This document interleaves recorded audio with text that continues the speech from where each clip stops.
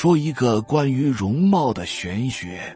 人的面相是7年一变的，人的气色也是7天一变，人的神韵也是7分钟一变的。所以你想要变好看，首先就是要学会控制自己的情绪，心修好了，气儿就顺了。经常保持微笑，你的相貌就会越来越好看，你的运气也会越来越好。一个人的兴衰枯荣都会体现在他的脸上，言语可以骗过人，但是他的气色、眼神和微表情一定错不了。动物的天性都是趋利避害的，人也不例外。那你可知道你的面相里藏着什么样的祸福吉凶呢？以及我们如何获得更好的运气。3庭，面相的大局。一个人的整体面部结构是由3个部位组成的，分为上中下3庭。额头到眼睛的地方就是上庭，鼻子到两颊的部位就是中庭，而嘴巴到下巴的地方就是下庭。一个人的整体面貌感官也是由这3庭五官所带来的。先说上庭，水是眼波横，山是眉峰聚。人与人初见时，最关注的就是他人的精气神，而眉眼间可窥见一个人的天地。人与人交谈也是四目相视而语着，因为眼神会告诉你很多无可言喻的事情。眼睛和双眉之间都恰似盈盈一水间，脉脉不得语，它们中间的距离宽度就叫做格局。心胸开阔的人，眉眼会舒展松弛，经常乐得喜上眉梢，好运自会不期而遇。而心态拧巴的人则会紧锁眉头，满面愁容，好运也总是与他擦肩而过。上庭的眉眼是一个人格局的体现，他不仅会选择看什么和听什么，他也会在内心出现起伏时第一时间做出反应。中庭的鼻子是一个人和顺之气的聚合离散场所。你发现没有，只要你生气或情绪激动，鼻子就会喘粗气，那是因为你运的气不顺，自然接下来运气就不会太好。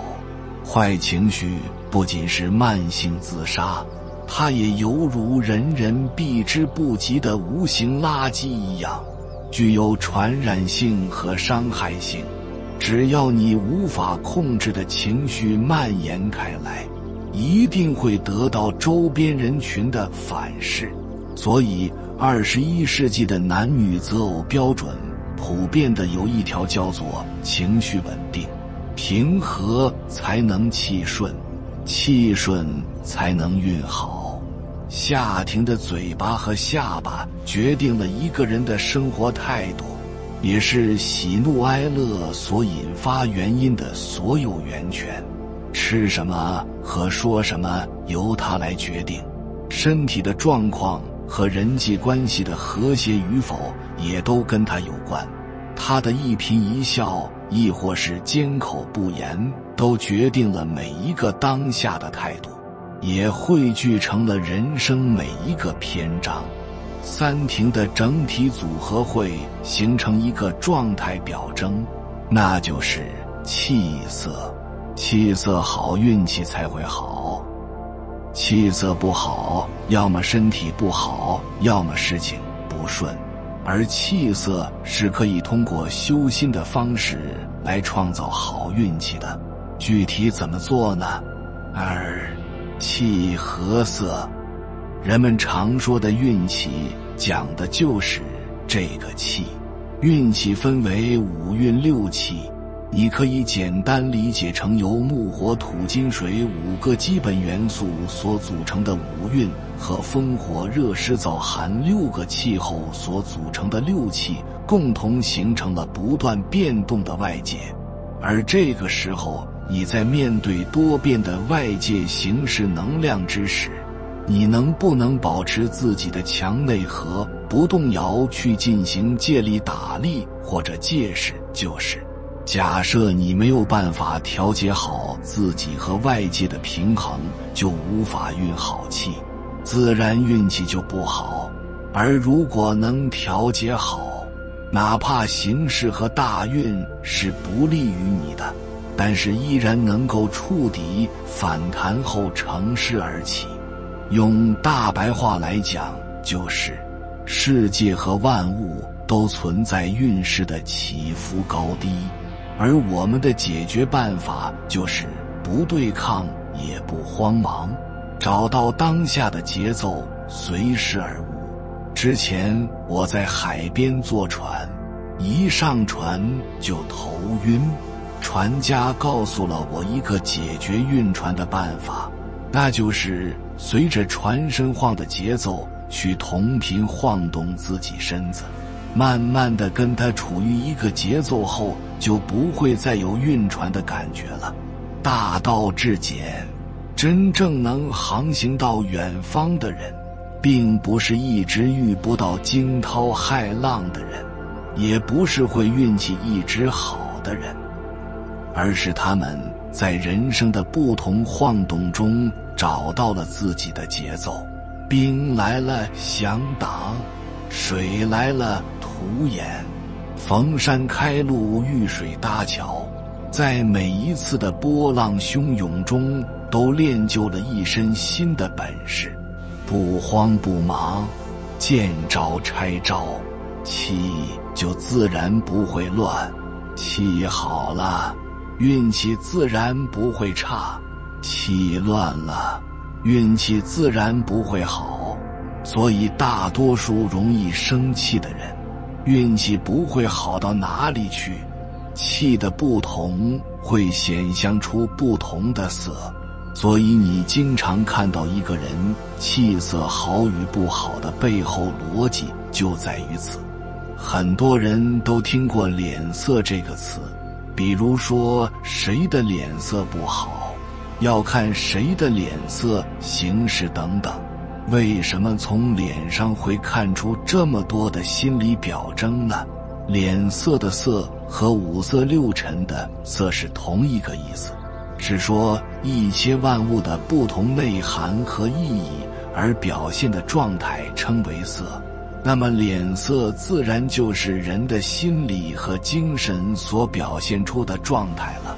而色的表现大部分是由当下的气的好坏所决定的，有的人呈俯身不易察觉出来，有的人有点风吹草动便表现在脸上。色的状态是多变的，是由面相上的不同部位排列组合显化的。除了由基础的喜怒哀乐所衍生出来的快乐、伤心、恐惧、愤怒、惊讶和厌恶这6种情绪以外，它们彼此间还可以两复合在一起，组成新的情绪。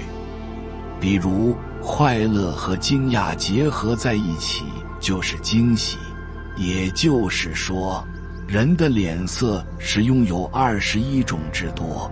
人类语言的高级之处就是即使不通过言语，也能彼此心领神会后心照不宣。这就是由我们心理表征的状态表现到脸上，而向外界传递的信号。而我们的好运气就是由此开启。心理是具有暗示作用的，有的时候并不是你开心了才会笑，而是你笑多了自然就会开心。就像在喜剧节目里会加入很多背景音乐笑声，和插入现场捧腹大笑的观众画面一样，就是为了让你能够被情绪所渲染。爱笑的人运气不会太差，就更好理解了。他的笑容是对当下他的处境和心境最好的反馈，不管顺境逆境都付之一笑。与他相处的人也会受到笑容的乐观力量感染，自然而然地伸出友谊和互助的双手。爱笑的人身边的一切自然而然会越来越好。换位思考，你也不想整天和一个哀容满面、怨声载道的人共处吧？脸色中最高级的一种就是无色，它会在泰山崩于前而色不改，它会在得失面前宠辱不惊，它会多变面前不以物喜，不以己悲。而他和气的高级状态，不对抗，不慌忙，也不谋而合，只有气定了才能神仙。韩国有个围棋选手叫做李昌镐，因其围棋技艺高超，常被人拿来拍摄比赛过程用以研究。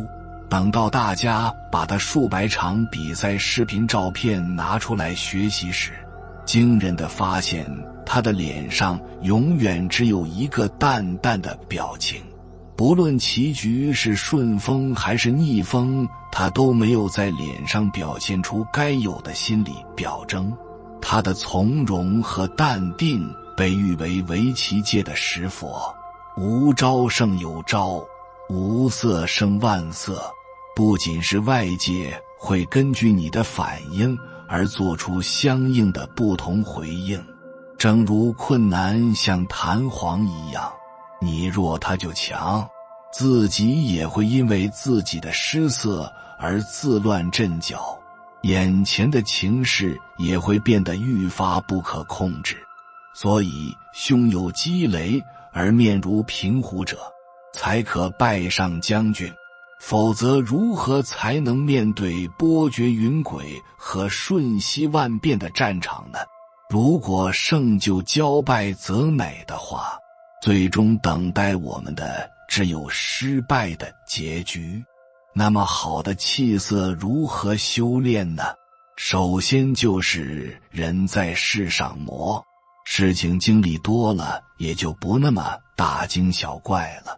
其次是善于用更高的维度视角来观察小维度的事情，自然就会弱化当下的困难。如果你从宇宙的角度来看你自己目前遇到的问题，房贷这种难题也就不足挂齿了。你的好运气不仅藏在你的气色里，更是在你的五官细节里。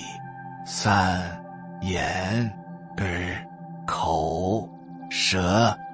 眼睛不仅是心灵的窗户，它更多的是一个人凝神聚气之地。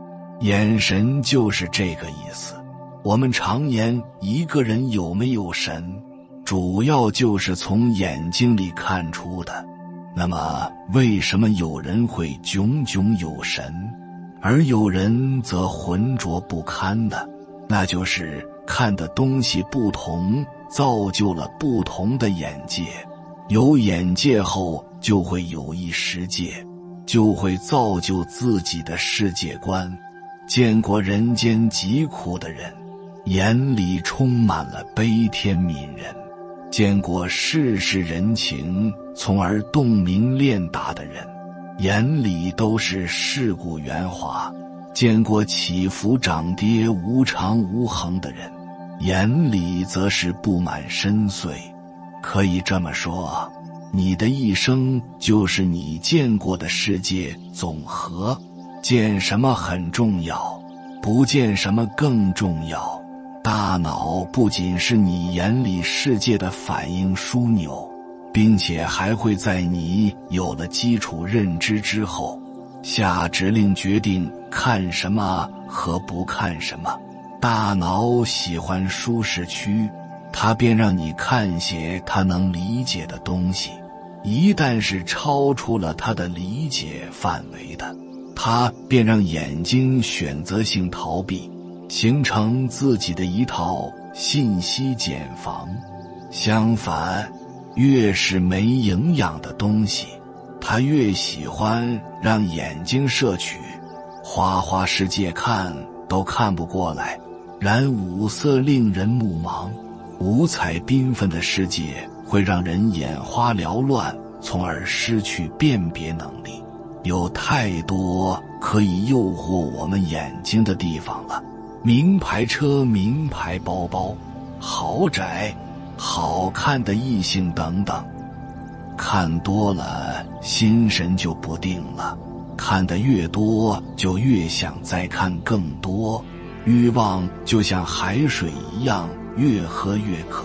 酒是五色伤眼也伤神，慢慢的目盲则心盲，心盲则瞎盲。那么眼睛如何才能有神，以及眼神如何才能传神呢？那就是聚焦，摒弃无用的欲望，看一些看不懂的东西，看一些目前看似与我们无关的学术，然后进行积累，重复再重复积累它们，而恰恰是一些无用无关的东西才最有用。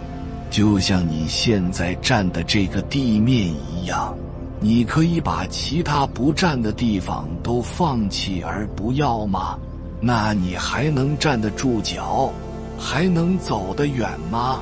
你的好风水藏在你的眼神里，你看的世界能决定你是个什么样的人。同样需要谨慎向外界摄取的不仅是眼睛，还有耳朵，这两者放在一起讨论也有其必要性。耳朵的形状从整体轮廓来看，就像一个孕育着新生的子宫一样，其功效作用更是惊人的一致。无论你是听到什么，无论好的还是坏的，都会被孕育，并在适当的时间和季节中诞生。耳朵具备向外界接受信息的能力，它不仅仅是听觉的器官，它还能孕育出思想、信念和情感。无论我们听到什么，都像一颗种子一样被我们吸收和消化，并最终在我们的内心和生活中产生相应的结果。就像子宫孕育生命一样，耳朵孕育着我们内在的精神状态。五音令人耳聋，靡靡之音不仅会令人耳朵受损，还会让人失去心智。你想象一下，酒吧是一个能让人安静和思考的地方吗？五色和五音相环绕，纷繁多扰，加之酒精的爽口，我们在那个场合下只不过是多巴胺欲望分子的具象行使人，而不是一个拥有独立思想的个体。不仅要警惕靡靡之音，同样还要小心是非之声。人是八卦的载体，谁人背后不说人，谁人背后不被说呢？远离是非之音，就能避免成为是非之人。耳朵的另一个风水要素是什么呢？那就是多听多看少说。造物主给了我们两只耳朵，两只眼睛，一个嘴巴的目的，就是为了让我们多听多思考，多看多思忖。于是先过下脑子再张口。古希腊有一个最值钱的小金人，他是怎么打造的呢？普通的稻草从金人的一边耳朵上插入后，很快便会从另一边耳朵里出来，而那个小金人在稻草插入耳朵后，便坠到了肚子里拿不出来。大家纷纷认定他是最值钱的小金人，因为他可以把外界的东西消化到自己肚子里，并且不会一只耳朵进一只耳朵出。你的好风水就在你的双耳里，听的内容孕育了你的思想和精神，它们都会在恰当的时候发光发热。而善于聆听更能让你获得好的人缘和更好的消化内容和吸收精华。接下来轮到揭秘藏在舌头里的好风水了。李耳在老年的时候问他的弟子，你看我的舌头和牙齿现在谁在呀？弟子一看就说，您的舌头还在，牙齿掉光了。李耳便发出感慨，看来柔弱胜刚强啊，舌头能长久取决于它的弱软，而我们的言语功能都是由舌头主导的。那么我们平时说的狠话和恶言恶语，岂不是和它的生存之道背道而驰吗？所以不绮语，不恶口是准则，正心正念才能正言正行，才能避免我们像牙齿一样过刚易折。另一方面，说我们能做到的，做我们说过的，知行合一是评判一个人是否靠谱的重要标准。少承诺，多身体力行。只要你说出口的事情做到了是应该的，没做到是不对的。但是你不说就去做的事情，就会给别人带来一个惊喜。多少人毁在了一张嘴上，祸从口出并从口入。多听多看少说，没意义的话没必要说，有纷争的话不要说，差不多的话不重复说。我们用2年学会了说话，却在用一生学会闭嘴。同时，语言也是遵循吸引力法则，具有能量的。很多时候，抱怨消极容易一语成谶。我们抱怨的言语会照进现实里，所以我们要说积极话，做积极事，正言正语，才能吸引好的事情在我们身边发生。你的好运气藏在你的谨言慎行里，良言一句三冬暖，更是在你的每一句温暖言语中。我们的格局、胸襟和心态都会体现在脸上。